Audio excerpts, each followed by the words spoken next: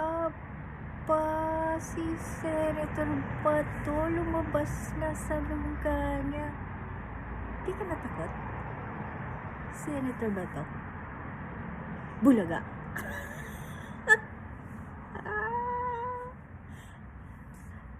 Lingon-lingon din pang first time, ha? Bikena men, nandyan lang ang aaresto sa'yo. Uy, nagpapatulong ka daw kay President Trump. Kala ko ba palit ka sa Amerika? Pero, nevertheless, may message ako para sa'yo.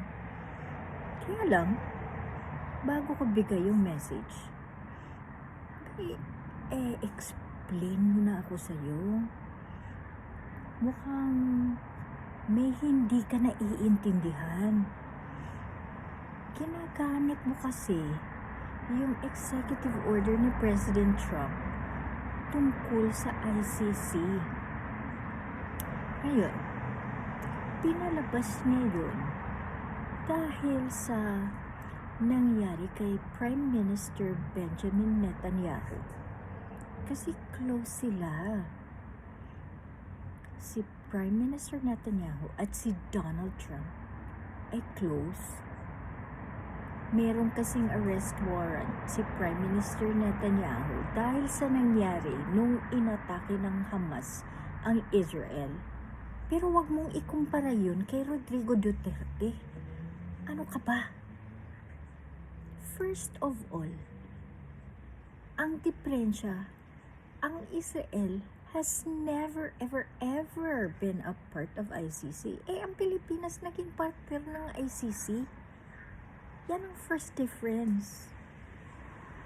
Ang second, ang relasyon ni Prime Minister Netanyahu at ni President Trump ay ibang-iba sa relasyon ni former President Duterte at ni President Trump. Kala mo lang close sila, pero si Prime Minister Netanyahu ay PM pa din, whereas si President Duterte ay former president na lang, meaning wala nang silbi. Ano pa bang gagamit ko ng description? Inutil. Okay na ba yun? O, ano pa? Anyway, kung punta tayo sa mga detalye, ano pa ba ang gustong parusahan ni President Trump ay yung mga tao na tumutulong sa ICC na tuligsain ang protected persons na ang sinasabi talaga ng executive order ay aiding the ICC in directly engaged in arresting, prosecuting the protected person without the consent of that person's country or country of origin or country of nationality.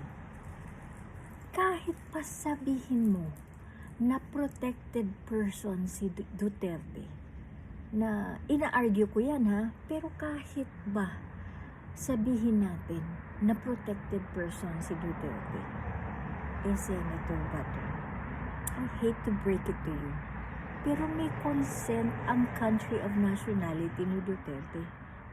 Nag-consent si President Bongbong Marcos, di ba? The former president was given up to the ICC, kaya ex ka na dyan. Wrong ka na naman. Puro wrong answer ka Hindi mo pinag-aralan. Dada ka ng dada. Wrong ka palagi. Pero dun tayo sa protected version ba si Duterte? Oo, totoo. Pilipino siya. And the Philippines is an ally of the United States.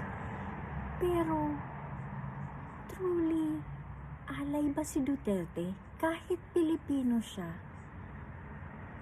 did he really act as an ally of the Philippines? Pero alam nating lahat na he was more allied with Xi Jinping than with the United States. At ang China ay kontra sa United States. Hindi ba ba to? Kahit ikaw nga pumahalik ka sa tumbong ni Xi Jinping. Ikaw naman ba to? Nagkukunwari pa tayo. Even Marco Rubio, when they were confirming his appointment, inamin niya it was so difficult to deal with the Philippines during Duterte's time. You don't think alam ni President Trump yan? Ito ba ang taong ipagtatanggol ni President Trump? Isang taong humahalik kay Xi Jinping? I don't think so. Alam ni President Trump kung ano ang pinagtatanggol ni Duterte. Mahal ni Duterte ang China, hindi ang Amerika. Ito na ang message ni President Trump para sa iyo. Here you go. I heard there's this senator from the Philippines with solar panels on his head. He's expecting me to defend a former president, Rodrigo. Big mistake. Huge. Favorite word ni President Trump yan, ha? Huge mistake. Naku ba to? Huge mistake pala. I don't defend people that love China. No China lovers. Huge mistake. Naku ba to? Huge mistake talaga. So, here's what I have to say. You're fired. Hala ka pa to. Ibig sabihin, alam na ni President Trump na sa May elections, hindi ka na mananalo. Ito yung message, oh. You're fired. See you around pa to. Hindi ka pala mananalo sa May. Planting kamote na talaga. Bye.